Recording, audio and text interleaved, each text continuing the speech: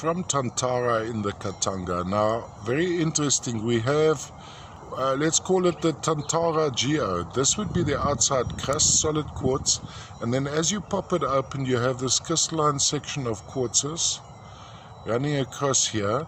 So these crystals would have been indented with some other quartz crystals. A more typical view of the quartz crystal as we know it would be perhaps over here, where we have the crystal running in that way.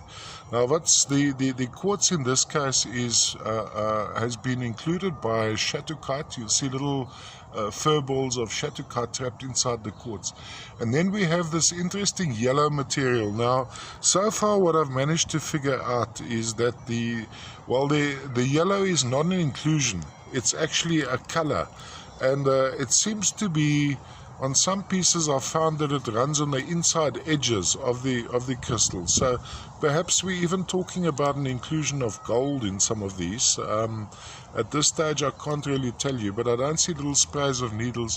When I look at this material, I actually think of the material which came out of the Kaoka Veld in Namibia, where you had the shattuckite included in the quartz, and with duhamelite, tiny sprays of yellow needles.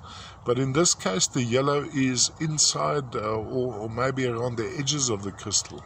So even perhaps citrine could be another terminology for this. From a display point of view, I quite enjoy this angle, having it going across like this, but can be displayed all the way around. This is a very, very colorful section. Very, very bright, colorful piece, this, like a sweetie actually. Going across like that, and of course the crust on the outside, and as we pop it open we have this explosion of quartz crystals, and sometimes I'd say also the papagoat from the Messina mines, Ortonvilla mine, etc., and the old number 5 shaft in Messina. We have here blue included quartz, of course not papagoat, but term could be poor man's papagoat, or something everyone can afford. Shattuckite included quartzes from Tantara in the Katanga.